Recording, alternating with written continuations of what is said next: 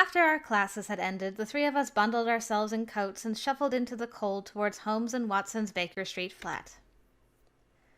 The police did little to hide their watchful eyes, and some were brazen enough to take their place along the street in plain sight.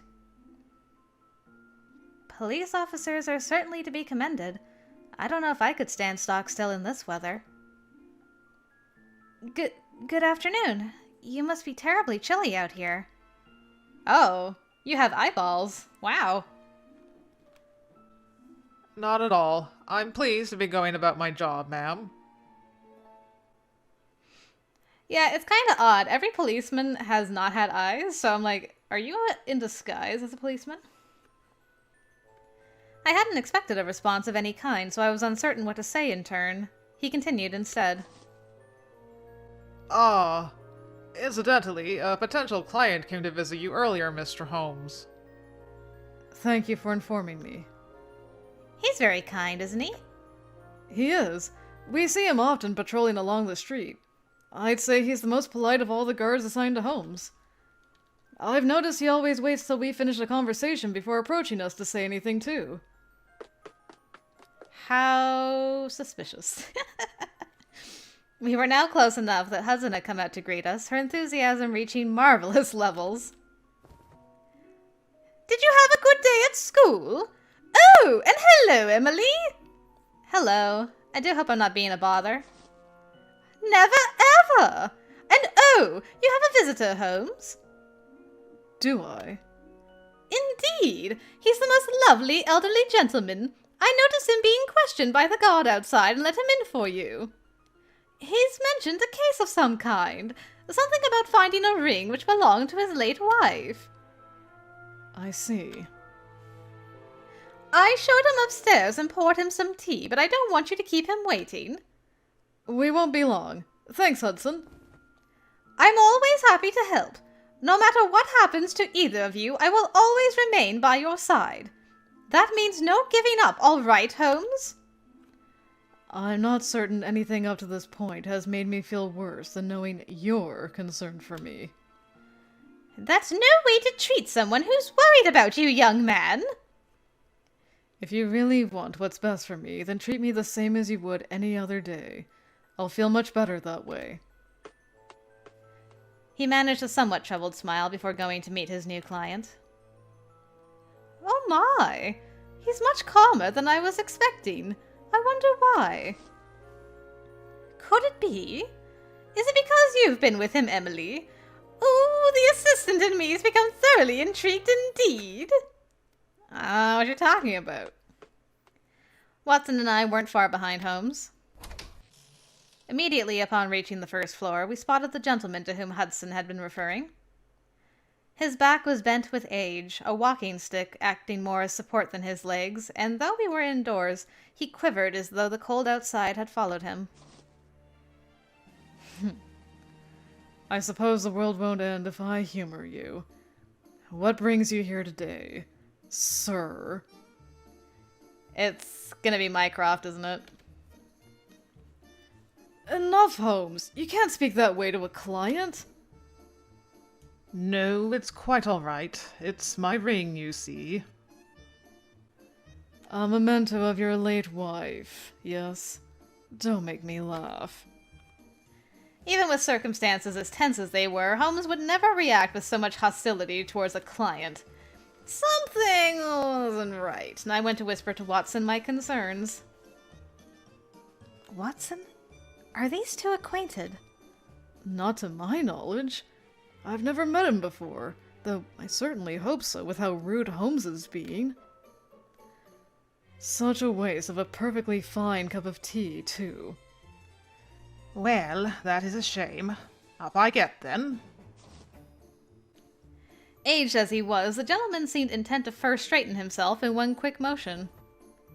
Sir, please don't do that! What if you hurt your back?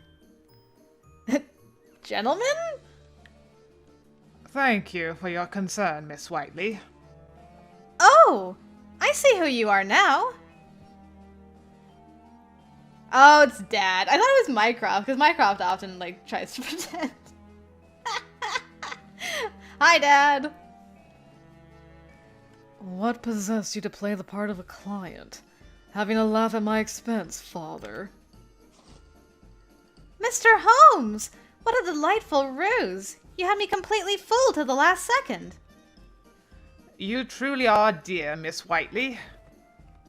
Holmes's father had done away with the disguise entirely, and whilst he still sat, his posture was now perfectly upright and able. I, on the other hand, was not. You take that walking stick with you everywhere you go. I dare say you were inviting me to recognize you. It was merely a precaution. I didn't want anyone else to know I was coming to visit you. It appeared his visit was not under pleasant circumstances. His eyes grew very stern. Junior, this case is... I do not believe I was drawn into these circumstances because of you. If you believe otherwise, then I'm afraid you are severely mistaken. This case came to me. I've no desire to have your assistance in solving it. But, Holmes, he's come here to help. Surely you could, I won't be changing my mind, and I would be pleased if you were to keep your nose out of it, Miss Whiteley. I wasn't prepared for him to reject me so directly. Nothing is sure to convince me otherwise, so run along. If that's your position, then I shan't accept when you come crying for sympathy later. I'd rather retire than come crying to you for anything. Very well. To be so stubborn about it is certainly like you, but I can't imagine you giving up the life of a detective just to avoid your dear old dad. And with my help lamentably unneeded, I shall run along as you requested. He stood and retired at a speed as to be gone as quickly as possible. Indeed. Holmes was, presumably, fine with this. He hadn't spared his father a glance, pretending as if the man were never there. Please wait, sir! Don't you have something important to tell him? Isn't that why you came here? Oh? What makes you so certain? Well, I must admit, it's mostly intuition, but I can't help but feel you and Holmes are rather like one another at heart. Holmes is being obstinate, and I should say your response to his obstinacy is equally obstinate. Is that what you see? Then you are very perceptive. And I've noticed that you genuinely care for him.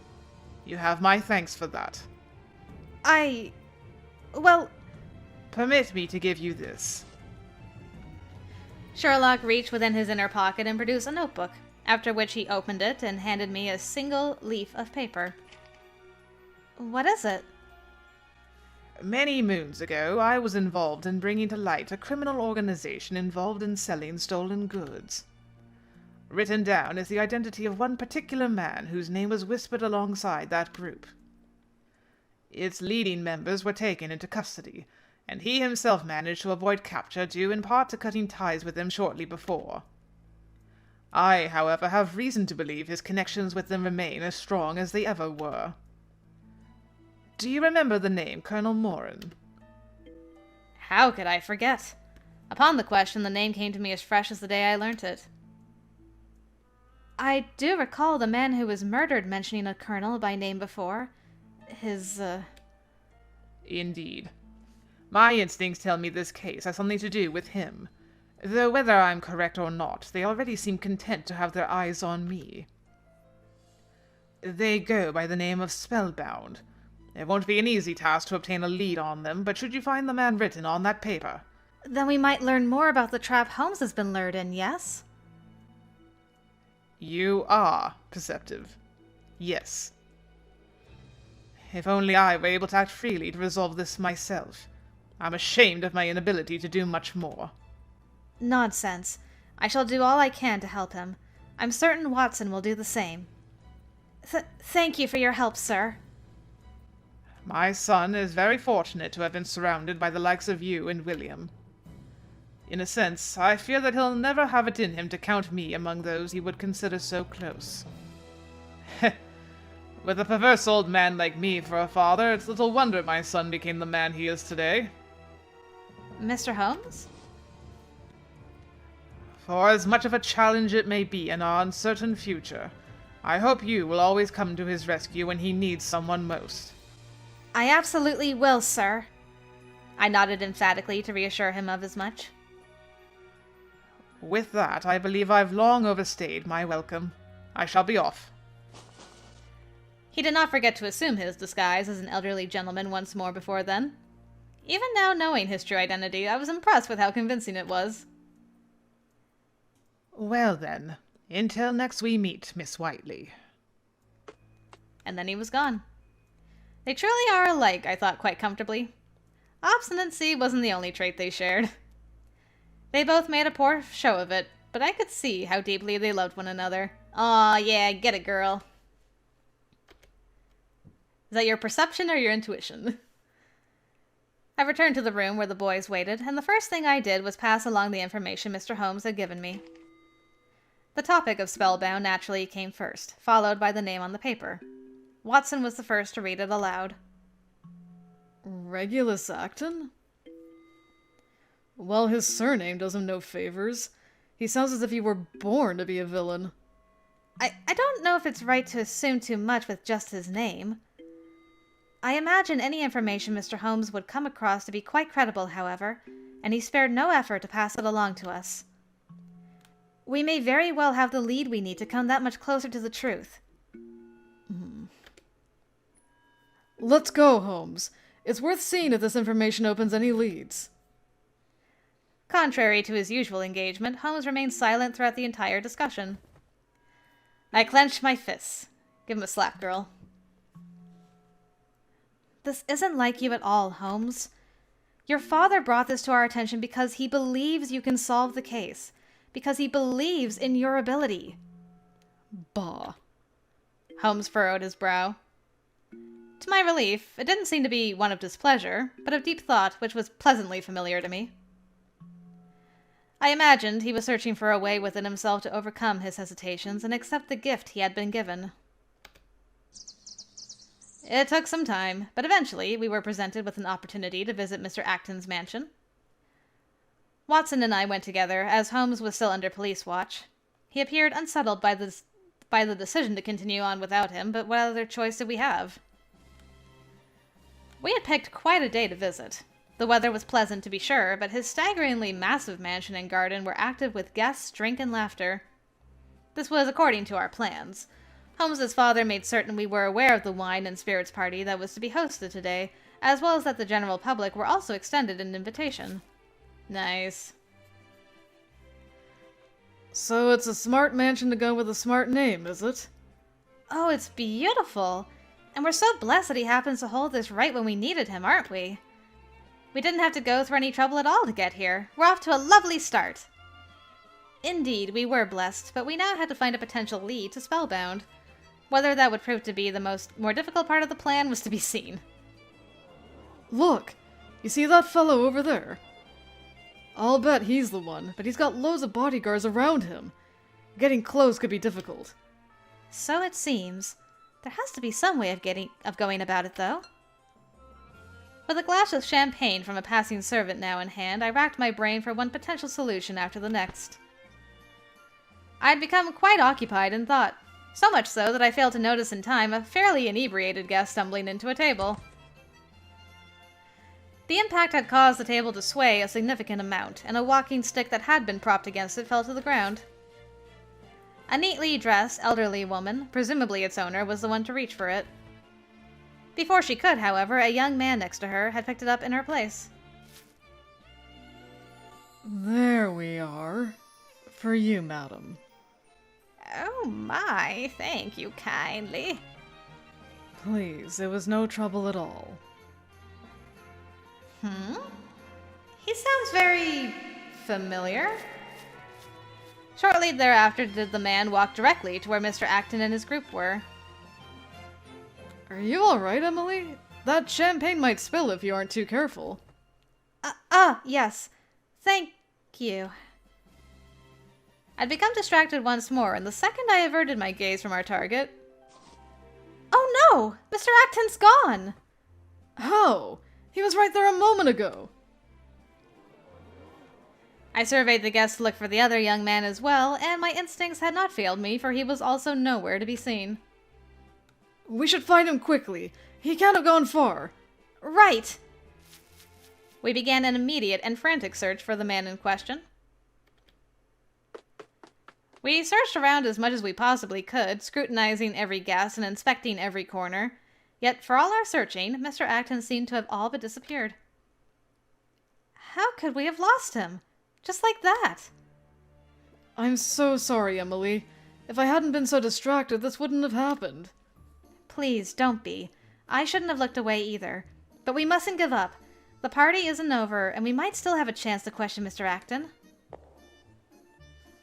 I'm curious. What do you intend to ask him? My head spun around in a panic.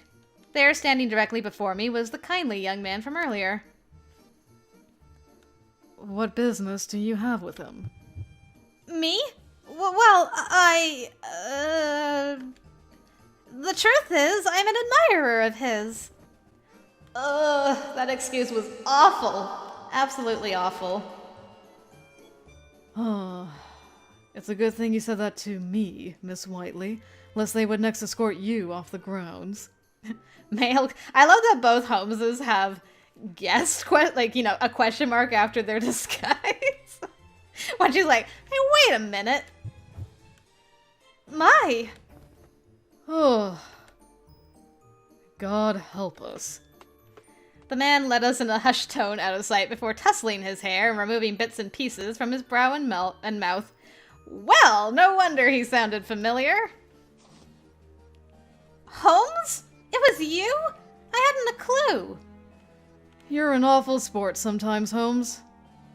Are you in any position to talk when you kept quiet the entire time? Watson! You knew? Well, I've seen him in disguise before. You might have told me. I'm impressed you were able to fool everyone into coming here. Of course. I do find myself rather adept with smoke and mirrors. Oh! But that means you were the one who led Mr. Acton away earlier. How? It was simple. I told him, quite urgently mind you, that there was someone within these grounds who would take his life. Anyone who has reason to consider the idea plausible and not some farce wouldn't dare take the statement lightly. It provided ample time to speak with him in private as well. That's an aggressive approach. It suits you. Another boon to placing a purported target on his back was that his lips were quite loose. He confirmed, for one, that a former acquaintance by the name of Colonel Morin has requested financial assistance for Spellbound as he did before. And there we have our connection, though it's not a surprising one. The man has to have more money than he can spend to hold a party this extravagant. Ah, but the most important detail is yet to come. Mr. Acton believes it is very possible someone associated with Spellbound has come here today. He's been reluctant to part with his money for this organization, and they've since responded with more increasingly viable threats and some manner of force to change his mind. That must be why he has so many bodyguards. Speaking of changing minds, I'm so pleased you changed yours. I worried you weren't going to investigate the clue your father gave us. Balderdash. I'm not here because of him. I'm here because I suspected you two would waltz headfirst into danger. My! You were worried? You're so sweet, Holmes. Thank you. Don't twist my words into some florid fabrication. And you don't lose your head, Holmes. By the way, where's Mr. Acton now? I had him hide inside the mansion. I feel that whoever is after him remains in the garden. In fact, I'm sure of it. Should we stay alert for signs of anyone wishing to meet with him? Ah! Master, no! What just happened? Curses! The shrill cry coming from up the stairs was enough for each guest of the party to stop their conversation and shift to a murmur. Holmes, meanwhile, ascended the mansion stairs at breakneck speed. Holmes? Holmes, wait! Master, how can this be? The door to the room farthest inside the mansion was thrown open, and before it was a maid, weak at the knees and slumped on the floor. She appeared deeply distraught, her eyes focused forwards. I was nearly the same upon entering the room. Mr. Acton, please stay with us.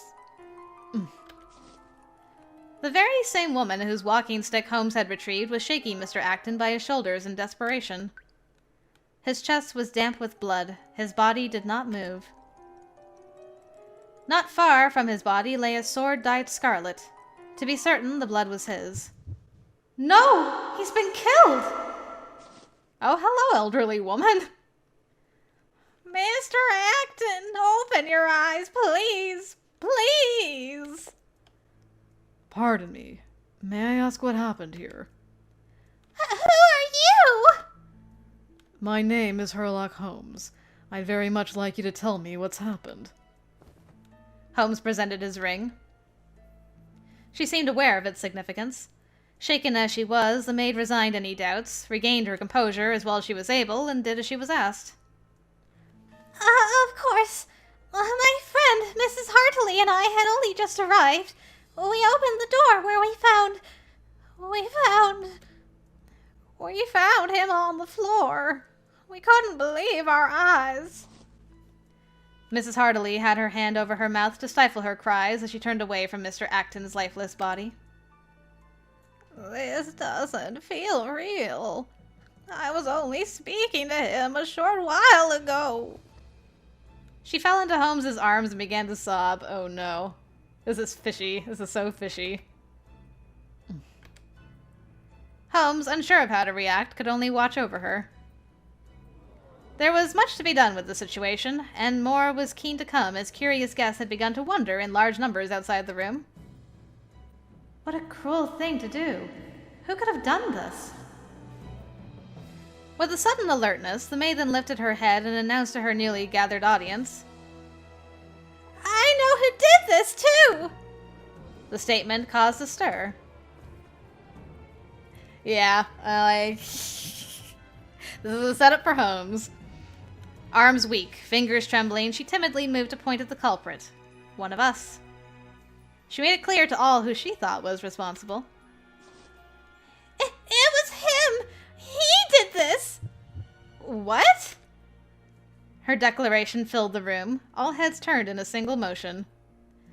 The person the maid had pointed out to the world was Holmes. I'm certain of it! When Mrs. Hartley and I entered, we found Master Acton lying on the floor.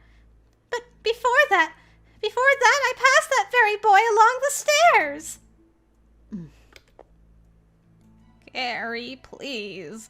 This isn't the time nor the place. We need to let Mr. Acton rest in peace. Perhaps due to shock, the frail madam seemed to have lost the energy to stand and sank to the ground. Are you all right, Mrs. Hartley? I rushed to support her. I was, indeed, in this room speaking to Mr. Acton until not long ago. However, that only means the true culprit committed the murder between the time I left and you two entered. That's a lie, and you know it! You killed him! You! No! He can't have! That's just not possible! There was no evidence to back my belief, but I refused to budge. Someone had murdered Mr. Acton, and there wasn't a chance in this life it could be Holmes. It was at that moment when something unusual struck me. Holmes? When did one of the buttons from your coat go missing? What? That's strange. It was still there when I last looked. My eyes wandered from the missing button to Holmes's hands, and a sudden lump was caught in my throat upon my next sight. I shuddered to ask my next question. Holmes, you haven't touched anything in this room since we entered, have you? What are you going on about? Of course I haven't. But look at the cuff of your coat. What? The area I was referring to was a part that was quite difficult for its wearer to see. It was the old woman. But I had seen it. A fresh bloodstain. Oh, come on, it's so freaking obvious. Guys! This Scotland Yard soon arrived at the scene, having received notice of the incident. Well, I can't say I expected to find you here. Sergeant Ryan's eyes were wide open with genuine surprise. Particularly you, Holmes. You're not to leave home freely for anything other than school, so you being here presents, a problem. He could only shake his head. I've been made aware of the situation. Listen here, Holmes. This was found clenched in the left hand of the victim. Might you be able to confirm if this is a button from your coat? Yes, it is. That's a nice button. I've also heard further testimony from the maid, Miss Carrie Front. She tells me she walked past you leaving Mr. Acton's room when she was bringing him medication for his stomach. Can you confirm this? That's correct also. I was on the first floor landing at the time, soon after exiting his room. First you managed to sneak away without alerting the police, and then you stir up trouble whilst here. This certainly doesn't bode well. Hold on a moment! Why are you so quick to assume this is Holmes' doing when you don't have any proof? Pardon? We do have proof. He said it with a disturbing degree of confidence. Holmes, you claimed earlier that you never touched the victim's body, nor the weapon used to end his life. That directly contradicts the evidence. The blood on your coat is an alarming amount of proof alone. If you're telling the truth on both counts, then how can you explain that? I don't know, but the fact that I never touched Mr. Acton is the indisputable truth. I'd like to believe you, but we're in this mess because it's disputable. As it stands, the most plausible explanation is that the blood soiled your coat when you stabbed the victim using a decorative sword in his room. He naturally resisted and grabbed your coat, which explains how the torn-off button was in his hand. That simply can't be true. There must be another explanation. Won't you allow us to investigate the crime scene? We have Her Majesty's rings. You can't refuse us that. Forgive me, but there's nothing I can do. He shook his head again. He truly did not seem to take any pleasure in the situation. Unfortunately, this is a crime that goes beyond allowing your freedoms. And Holmes is already a suspect for a previous murder. As you're close with him, I couldn't possibly permit you to perform a formal investigation. Should I allow you on the scene now, you would be in a perfect position to destroy evidence that further points to his guilt. We cannot take that risk. He would never want us to cover up a crime for his sake. For anyone's sake!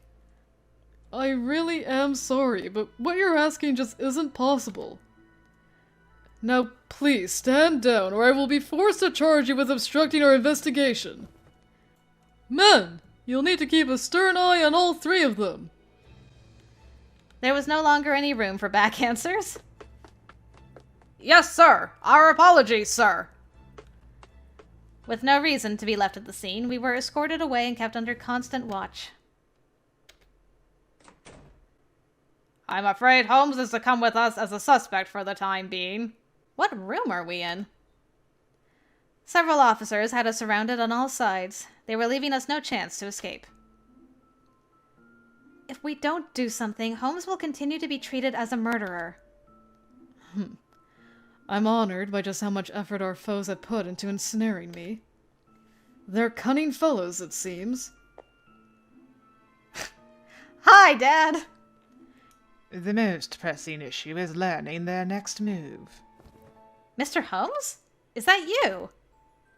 One of the police officers standing near us gave a very surprising response. He wasn't a simple officer, but Sherlock Holmes in a police uniform. Wow, that's a good disguise. He even got rid of his eyes. That's commitment.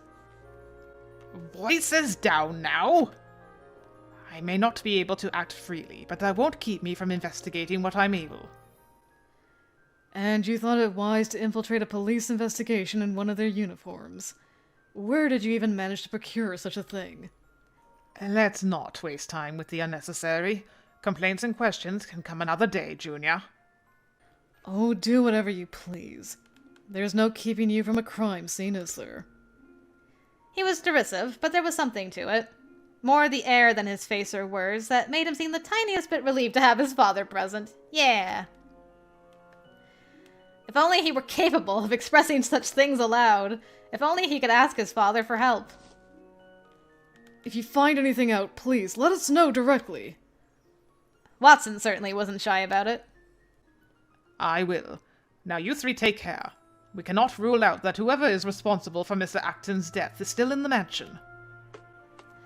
With that last warning, Mr. Holmes left to inspect the crime scene. He raised not even an eyebrow of suspicion as he wandered inside. I'm baffled. How did one of your coat buttons end up in his hand? I was just pondering the very same thing. Holmes mumbled whilst looking down at his coat, his thoughts swimming to find any sort of plausible explanation. When I revealed myself to you two, the button was intact. I'm certain of that. That only leaves the culprit a short time to have taken it. But when? I'm concerned with the maid's testimony as well. Which part? About her passing you when she was on her way to Mr. Acton's room. You're right. That doesn't make any sense. How so? After leaving the mansion, Holmes had spoken to us for a time, right? If she had gone straight into the room to find Mr. Acton, she would have screamed much earlier, around when we first met. Oh. Are you... Mrs. Hartley did not appear to be particularly alarmed by our presence. She approached us, her walking stick giving a dull tap, tap, tap each time it hit the ground.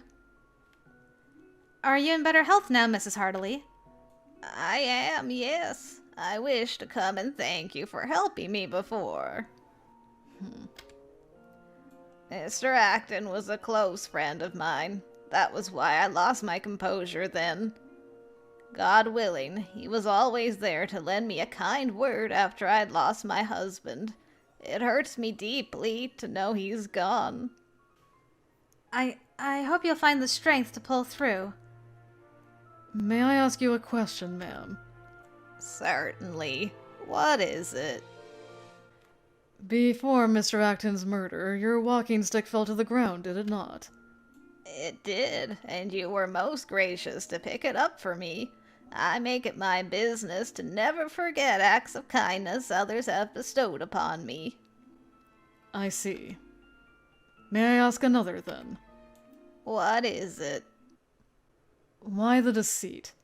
Who are you really? What do you mean? That's a strange question. She looks like an ordinary old young woman to me. She claims to have had a husband, but I don't see any evidence that she ever wore a ring on her finger. And when I helped her, I was still in disguise. That was the biggest step off. Despite that, you knew it was me when we met again. You saw through it when even she could not. Me? Me? You're talking about me?